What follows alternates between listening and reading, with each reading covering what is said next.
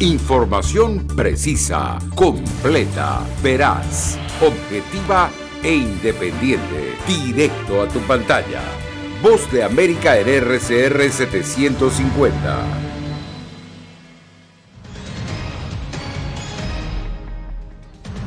Incierto escenario político en Estados Unidos tras las elecciones a gobernador en 2 estados determinantes.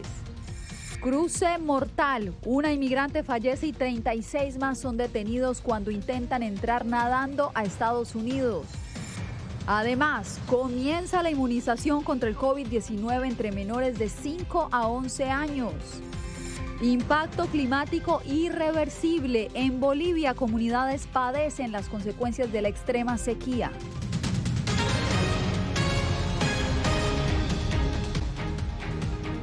¿Qué tal? Los saludo desde Washington. Campanazo a los demócratas. El partido del presidente Joe Biden apenas está digiriendo la derrota que sufrió su candidato a gobernador en el estado de Virginia. Los resultados de estas elecciones podrían presagiarles malas noticias en el futuro cercano a los demócratas. Para entender mejor de qué se trata, nos conectamos a esta hora con nuestro compañero Jacopo Luzzi. Jacopo, ¿cuál es el escenario político que está viviendo en este momento Estados Unidos? Yasmín, los resultados electorales de este martes revelan un cuadro incierto en la política estadounidense de cara a las elecciones de medio término del año próximo. El presidente Joe Biden acaba de decir que estos resultados no están relacionados con su agenda, que en Virginia es históricamente normal ver algo así después de cada presidencial, a pesar de que las últimas encuestas revelan que su nivel de aprobación ha descendido profundamente, algo que según los expertos habría podido reflejarse en las elecciones del martes. El republicano Glenn Youngkin es el nuevo gobernador de Virginia, un estado que no veía un triunfo del Partido del Elefante en más de una década. La victoria alentó a los republicanos y además envió una severa señal de advertencia a los demócratas.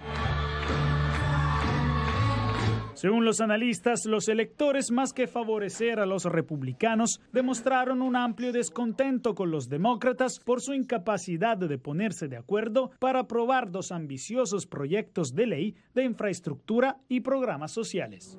Lo que sí creo que tiene que hacer la Casa Blanca ahora es ir a los demócratas en el Congreso y a otros demócratas de todo el país y decirles, miren, aquí están los detalles de los votos. Esto es lo que nos decían los votantes. También las elecciones del gobernador de Nueva Jersey, donde siguen los escrutinios en un final de fotografía y donde nadie esperaba un éxito para el candidato republicano, revelan la actual debilidad del Partido Demócrata. Según analistas, podrían ser una anticipación para el año próximo, donde los republicanos disputarán la mayoría en ambas cámaras del Congreso. Nacionalizar cada elección y hacer que todo sea un referéndum sobre el presidente anterior no parece una estrategia viable para los demócratas a largo plazo. Sin embargo, los demócratas pueden celebrar los resultados en otros estados, como en Nueva York, donde ganó Eric Adams, el segundo afroamericano a convertirse alcalde en la historia de la ciudad, y Michelle Wu, primera mujer y persona de color a ser alcalde de Boston. Hablando sobre Nueva Jersey, Yasmín, una victoria demócrata para las elecciones del gobernador es un escenario posible mirando los últimos datos, pero el mínimo margen entre los dos candidatos es seguramente otro campanazo para los demócratas. Jacopo, te agradezco por el reporte y ahora vamos a la frontera entre Tijuana y San Diego, donde las autoridades detuvieron a 36 migrantes mexicanos que intentaban ingresar nadando a Estados Unidos. El intento terminó en tragedia porque una mujer perdió la vida. Desde Los Ángeles, Verónica Villafañe tiene el reporte. Aproximadamente 70 migrantes nadaron alrededor de esta valla fronteriza en la playa de Tijuana, tratando de ingresar ilegalmente a los Estados Unidos en el área de San Diego el pasado fin de semana.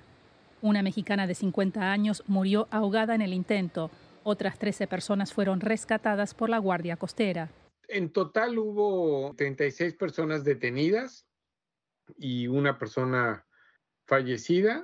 Todos son de origen mexicano. Carlos González Gutiérrez, cónsul general de México en San Diego, dice que había un menor entre el grupo de migrantes detenidos. 22 fueron repatriadas bajo el título 42, que permite, digamos, una repatriación expedita. En el caso del menor de 17 años fue prioridad su repatriación a México por ser menor de edad. Tras ser procesados, los demás fueron repatriados el martes. La patrulla fronteriza está investigando el incidente. En un comunicado, el agente jefe de sector San Diego declaró: Este es un ejemplo más de las crueles tácticas que emplean organizaciones de contrabando para reforzar su poder e incrementar sus ganancias. Trabajaremos sin descanso para llevar ante la justicia a los responsables de esta tragedia. En los últimos 2 años han aumentado los intentos de migrantes de ingresar por mar, en barco y nadando, con trágicas consecuencias. En lo que va del año llevamos ya 30 migrantes mexicanos fallecidos. Verónica Villafañe, Voz de América, Los Ángeles. Hasta el Capitolio de Estados Unidos llegó una delegación de activistas para pedirle a los legisladores políticas que protejan los derechos humanos de los migrantes y de las comunidades en la frontera sur de Estados Unidos. Diva Lizette Cash nos informa. Denunciando a la patrulla fronteriza por presuntamente acosar y maltratar físicamente a algunos migrantes, una delegación de activistas visitó la capital estadounidense para exigir al Congreso políticas integrales que protejan a las personas en la frontera sur de Estados Unidos. Derechos humanos a la frontera. Nosotros hemos visto cómo se han dado las situaciones en el río, donde patrulla fronteriza acorrala a migrantes con caballos. Hemos visto niños muriéndose en los centros de detención en las cárceles. Legisladores republicanos califican la situación actual en la frontera como una crisis humanitaria y la atribuyen a las políticas adoptadas por el gobierno demócrata de Joe Biden. Usted y su administración son responsables. Decenas de miles de personas que viven en condiciones alarmantes traídas aquí debido a sus políticas. Los demócratas introdujeron en ambas cámaras legislativas un proyecto de ley que exige rendición de cuentas, transparencia y responsabilidad a la patrulla fronteriza, pero reconocen que lograr su aprobación no será fácil. En el Senado es algo más difícil.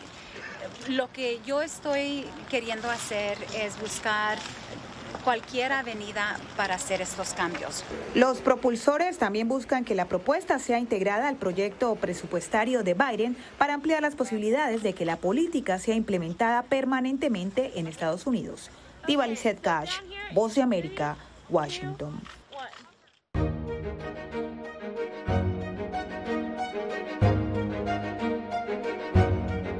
El Departamento de Estado anunció que Estados Unidos prepara medidas para desestimar el proceso electoral que se llevará a cabo el próximo domingo en Nicaragua. La acción busca evidenciar que el cuarto mandato del presidente Daniel Ortega no sería democrático. Jorge Agobián nos trae el informe. Las cartas están echadas y Estados Unidos se prepara para desconocer los resultados de las elecciones en Nicaragua, que todo apunta a abrirán el camino para un nuevo mandato de Daniel Ortega, tras más de 13 años en el poder. Las elecciones no van a tener credibilidad y de que ellos, después de las elecciones, no van a tener el mandato democrática después de las elecciones. Washington prepara acciones inmediatas para condenar las elecciones catalogadas como una farsa y ya empezó a analizar la posibilidad de restringir la participación de Nicaragua en un tratado de libre comercio firmado en 2004. Estamos analizando los componentes de CAFTA-DR para hacer los cambios necesarios para asegurar de que no benefician al gobierno de Ortega Murillo. La medida goza de apoyo bipartidista en el Congreso y, de hecho, una comisión de senadores de los dos espectros políticos recomendó en junio a la administración Biden la revisión del pacto económico. El senador republicano Rick Scott es uno de los legisladores que presionan por este movimiento. Claramente, Ortega solo lo está usando para su propio beneficio. A él no le importa a la gente de Nicaragua. Si piensas por qué hacemos acuerdos para ayudar a toda la gente de un país. No lo hicimos para ayudar a los dictadores de un país. Al mismo tiempo, el Congreso se alista para poner en el escritorio del presidente Biden el proyecto de ley Renacer, que establece un marco de sanciones diplomáticas y económicas, entre ellas las referentes a CAFTA. Se espera que el mandatario promulgue la ley antes del domingo. El gobierno sandinista acusa a Estados Unidos y la Unión Europea de intervencionismo por la imposición de sanciones y por los constantes llamados a favor de elecciones justas. Jorge Agobián, Voz de América, Washington.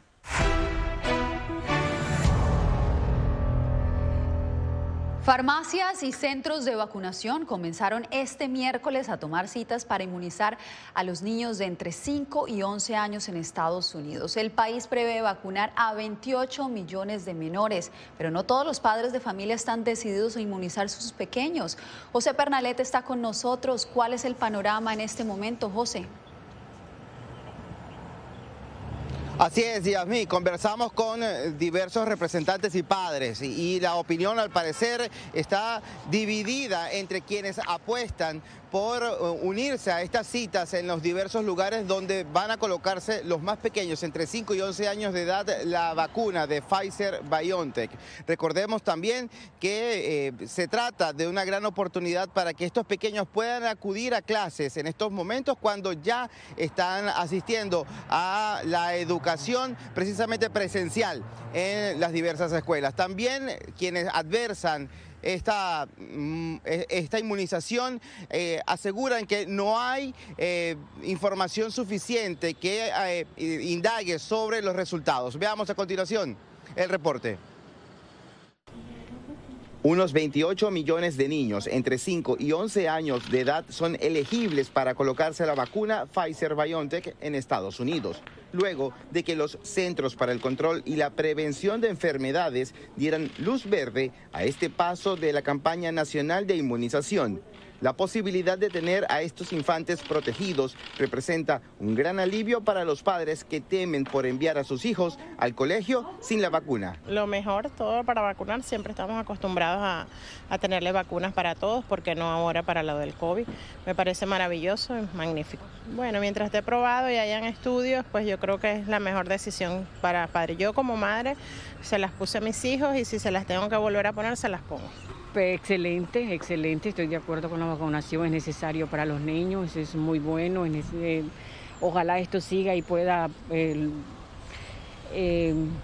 convencer a los padres que es necesario para que los niños podamos tener una mejor salud. No obstante, otros padres prefieren no vacunar a sus hijos. Consideran que las fórmulas aprobadas hasta ahora fueron resultado de procedimientos poco monitoreados. Incluso atribuyen hechos que no han sido confirmados. Bueno, en el momento lo estoy pensando. No quiero todavía vacunar a mi hija. Tiene 11 años, pero todavía no. Lo voy a pensar. Por razones de que es muy rápido. Fue muy rápida. Siento que no es tan segura como lo dicen. Estoy completamente en contra de que un niño participe en un experimento de cualquier tipo. Especialistas en pediatría recomiendan la colocación de la vacuna en los niños, sobre todo por condiciones que pueda generar el coronavirus en esta población tan vulnerable. Yasmín. José, gracias. Y Colombia también inició la vacunación contra el COVID-19 para los más pequeños. Menores desde los 3 años de edad han empezado a inmunizarse. Desde Bogotá, Jair Díaz nos cuenta que la meta del gobierno de ese país es inmunizar a más de 7 millones de menores de edad. A mí me parece bien que me hayan vacunado porque puedo salir, puedo compartir con mis compañeros, puedo ir a visitar a mis familiares y puedo volver a la escuela. A sus 7 años, Johnny Castro agradece que los pequeños de su edad ya se pueden vacunar contra el COVID-19.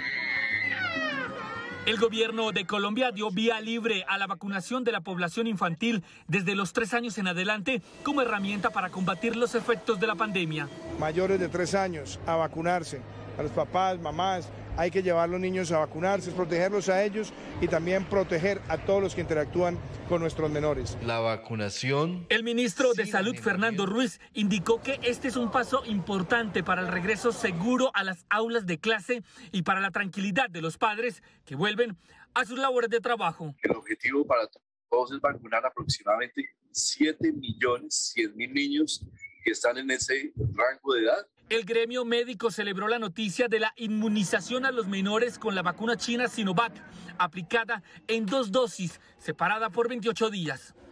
Los niños menores de 11 años se pueden enfermar con menos gravedad, que no son solamente los efectos directos del COVID-19 en la población infantil, sino también estos efectos indirectos. Las autoridades estiman que más del 70% de la población colombiana ya se encuentra inmunizada contra el COVID-19. Jair Díaz, Voz de América, Bogotá. Una escasez de mano de obra calificada está experimentando Estados Unidos y de paso está poniendo en aprietos a diversos sectores. Alonso Castillo conversó con expertos sobre el rol que podrían jugar los migrantes en esta etapa de la economía estadounidense.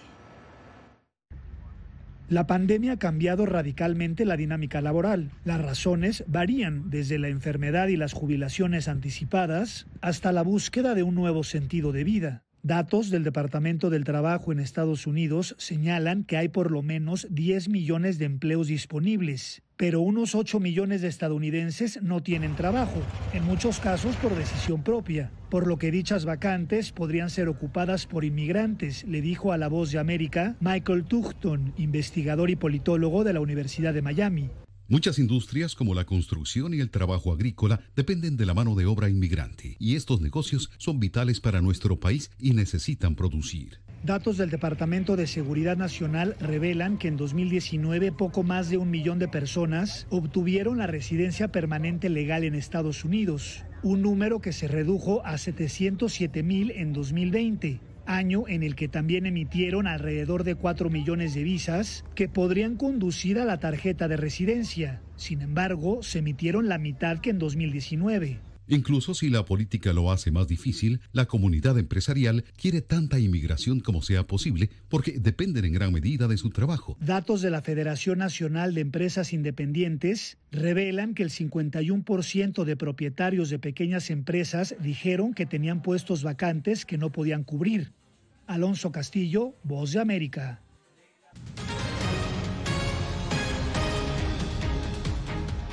Activistas y expertos ecuatorianos aplauden el anuncio que hizo el presidente Guillermo Lasso desde la Conferencia de las Naciones Unidas sobre el Cambio Climático en Glasgow. Desde allí, el mandatario propuso expandir el área protegida en las Galápagos. Néstor Aguilera nos trae las reacciones desde Quito. Anuncio la declaratoria de una nueva reserva marina en Galápagos. El anuncio lo realizó el presidente del Ecuador, Guillermo Lasso, durante su participación en la Conferencia de Cambio Climático que se desarrolla en Glasgow, Escocia. Se trata de 60,000 kilómetros cuadrados que se suman a la reserva existente.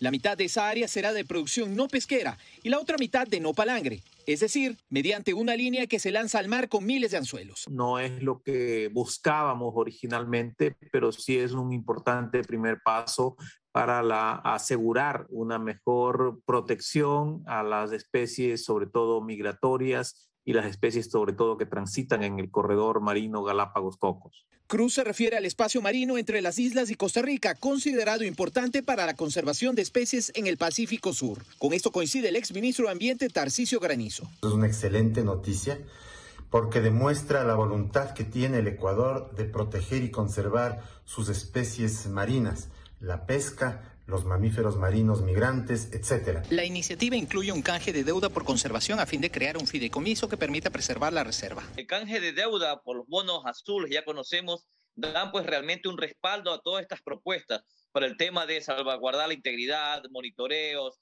y todo lo que conlleva esto. La Reserva Marina de Galápagos alcanza en la actualidad 133,000 kilómetros cuadrados. Es conocida por su enorme biodiversidad y por albergar especies únicas.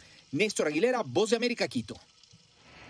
En Bolivia, el impacto del cambio climático y la sequía en varias regiones es devastador. Sin embargo, Fabiola Chambi nos dice que muchas comunidades mantienen la esperanza de que la situación se revierta. Desde el 2015, el agua cristalina que albergaba flora y fauna diversa en el lago Poopó, el segundo más grande de Bolivia, se secó. Hoy es una zona desértica debido a los efectos climatológicos, la contaminación y algunas acciones humanas que han hecho estragos. A este impacto se refiere el investigador y especialista en temas medioambientales, Marcos Luján. El efecto del cambio climático, de la reducción de la cantidad de lluvia, es lamentablemente irreversible, ¿no? Podemos tratar de paliar un poquito esos impactos, reduciendo la cantidad de agua que estamos consumiendo. La sequía también está afectando a las familias que han hecho su vida alrededor de la laguna. Cada año la situación empeora. Antes el pescado sabía sacarse para comer, había pejerrey, sardina, carpa especialmente, había harta. Desde hace más de una década, Filomena Álvarez tiene un puesto de venta ambulante a orillas de la laguna Lalay en Cochabamba, centro de Bolivia. En varias regiones del país, algunas lagunas ya se han perdido por completo y otras van desapareciendo rápidamente, producto también de la contaminación. La población va creciendo, van aumentando las actividades y tenemos más descargas de agua servida. Sin embargo, los habitantes de estas zonas en riesgo no pierden la fe. Creen que las lluvias volverán y rezan por ese milagro. La ONU alerta que para 2050 hasta 5.700 millones de personas podrían estar viviendo en áreas donde escasea el agua. Fabiola Chambi, Voz de América, Bolivia.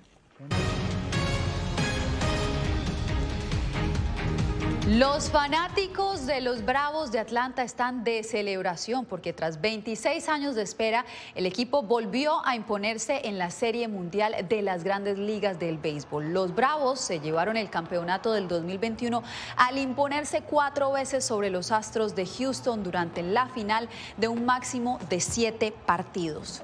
En más información, en Estados Unidos, estudiar medicina significa pasar muchos años en la universidad y graduarse con deudas gigantescas. Ante la escasez de personal médico, universidades como la de Nevada, en Las Vegas, han encontrado la fórmula perfecta para que sus estudiantes se gradúen sin deber ni un centavo. Adriana Arévalo nos cuenta más.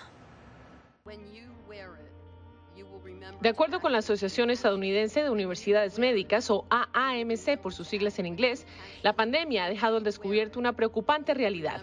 Para el año 2032 habrá una carencia de al menos 120,000 médicos en el país. Hay varias razones, incluyendo el altísimo costo de la carrera de medicina, la cual puede acarrear más de $200,000 en deudas a un recién graduado. Queremos capacitar estudiantes de medicina que representen a nuestra población. Queremos un grupo diverso de ellos y no queremos que los ingresos familiares dicten si te sientes cómodo o no yendo a la escuela de medicina. El Dr. Khan, director de la Escuela de Medicina de la Universidad de Nevada, Las Vegas, asegura que gracias a un robusto programa de donaciones, no solo la primera generación de recién graduados de medicina, sino las promociones de los siguientes 6 años podrán decir que terminaron la carrera sin pedir préstamos universitarios. La única condición es que se queden a ejercer la profesión en Nevada. Robert Vargas es uno de estos estudiantes. En su caso, las donaciones llegaron en forma de beca de parte de una familia local. La escuela médica aquí, ellos tuvieron un programa adicional aquí. Lo bueno para mí es que me dieron una beca de $25,000 al año y más que nada me cubre todos los costos para mi escuela médica. Han donado más que nada a 25 becas por los primeros 4 años de estudiantes de la escuela médica. El compromiso de la Universidad de Nevada, Las Vegas, es seguir fortaleciendo el programa de donaciones para que los futuros galenos se gradúen sin tener que preocuparse por deudas estudiantiles. Adriana Arévalo. Cerramos esta misión con el enorme despliegue que se hizo anoche en el Paseo de la Fama de Los Ángeles para un desfile de las marcas de moda más reconocidas del mundo. Las autoridades cerraron la conocida calle de las Estrellas para que muchas de ellas transitaran por Hollywood Boulevard. Con esto nos despedimos por hoy. Les agradecemos por su sintonía.